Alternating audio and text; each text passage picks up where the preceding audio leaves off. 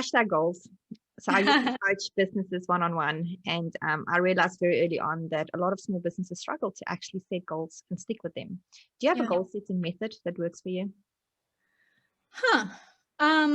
I write everything down as if I already have it.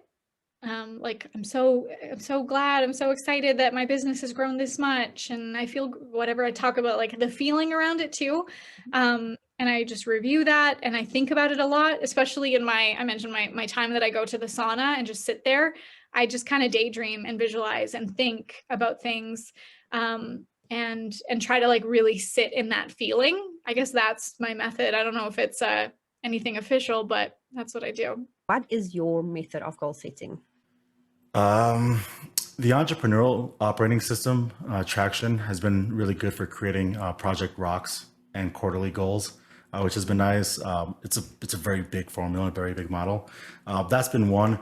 Even on a simpler form, I have a corkboard right over there with things that I want to achieve in the short term and the long term.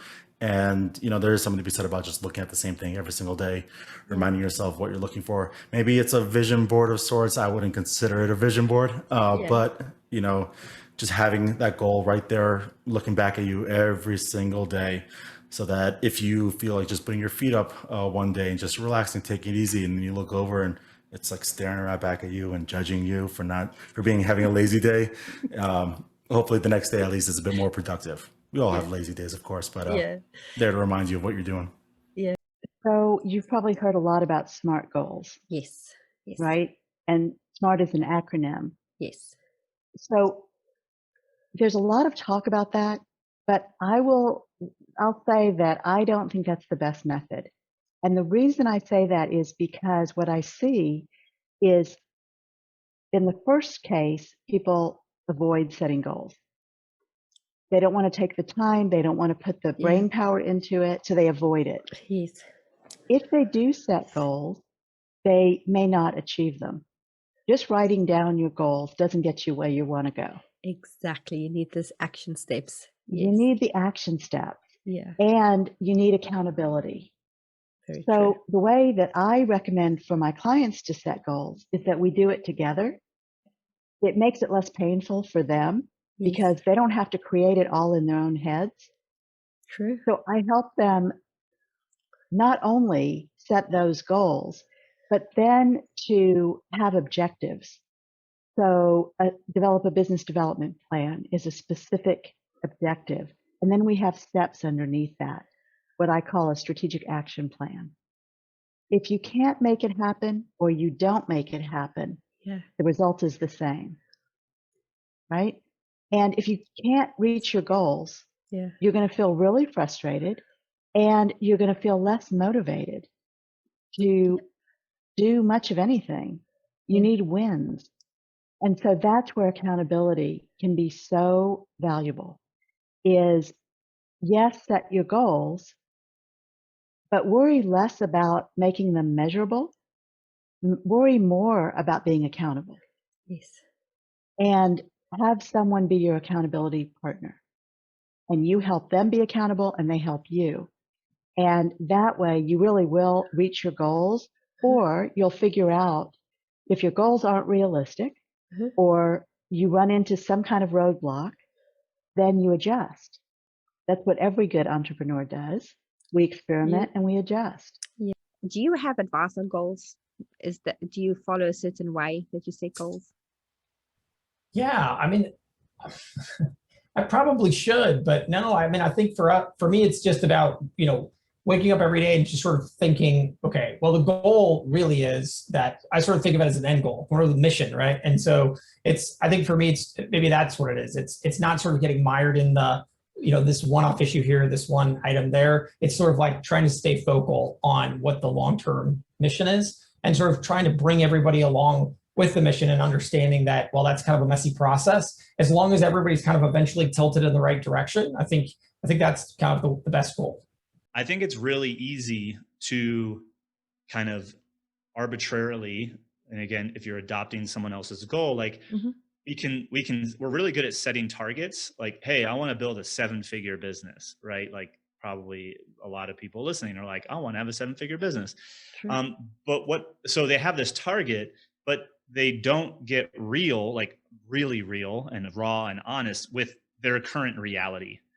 Like, Yeah. and I know that was me because like, I knew that I didn't have a lot of money in my bank account, so I didn't want to look. So I didn't. And so like when you start to neglect things like that, like what did your marriage look like? What did your relationship with your kids look like? Your health, like all these things, like you have to get real and kind of put in the facts of like where things are at now, so that you can actually put together a plan that's realistic and executable to get to that goal. Somebody asked me yesterday about the American dream, and I was like, I don't even like the word dream. Let's call it the American goal.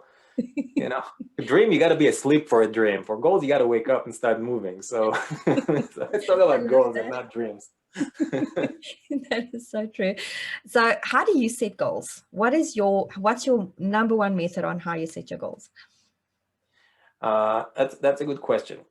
So I'm working on a goal setting system that looks at like the big picture, like what kind of change I want to make in the world, and then breaks it down to yearly goals, quarterly goals, monthly goals, weekly goals, and daily. So nice. Everything, and then the day starts with the thing that you got to get done, that you need to get done, and you don't do anything that you cannot directly connect to the thing you needed to do for the week. And you don't do anything there that doesn't connect directly to do for the month. And you don't do anything there that doesn't directly connect to what you do in the quarter. And you don't do anything there that connects for the year. And you don't put anything on the year that doesn't connect to your big goal of the things that you'd like to accomplish when you grow up. So I like to start with the big, right? This is the type of change we want to make in the world. Yes. And then work our way down towards what happens on like the day-to-day type goals. Yes. And I have my goals, which are very ambitious, and they're very big, and I share them with my team. And then they come up with the micro goals of what needs to happen for us to get there. I do structure out most of the time my day as far as, hours of the day and what I want to get accomplished and all that. But I'm going to go one step further. I'm going to generalize this just a little bit more because I think this will help the audience even more and understand the value of time and understand the importance of what we do all day, right? And so for me, being productive, so I have whiteboards I have a big one over on this wall and I have a small one on this wall. And on this wall, my whiteboard is my goals.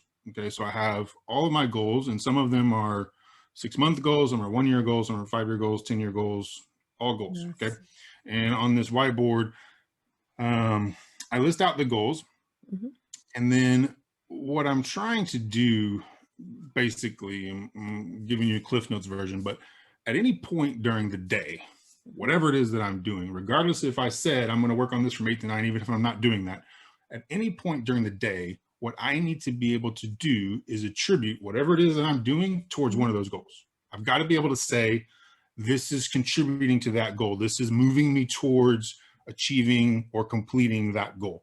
If whatever I'm doing cannot be, tied to something on that board, I'm wasting my time.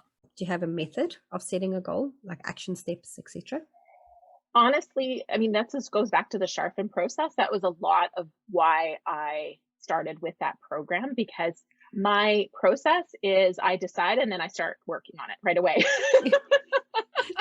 Me too. Yeah, it's pretty much the entrepreneurial way of making a hot mess of the life of your people that work for you. So my whole team, in the beginning, that was fine. But as we've grown, we have 14 full-time employees now and 42 contractors. So wow. you can't just make a decision and go now. It really wreaks havoc with everybody's lives.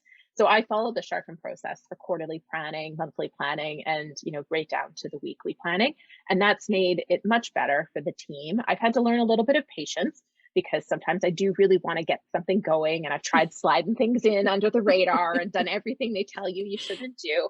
But you can accomplish a lot in a quarter with a vision and breaking it out into monthly and then weekly goals. So that's what we do now, and it's really, I can't take credit for any of it because it's all the sharpen process. Because my process is decide and do.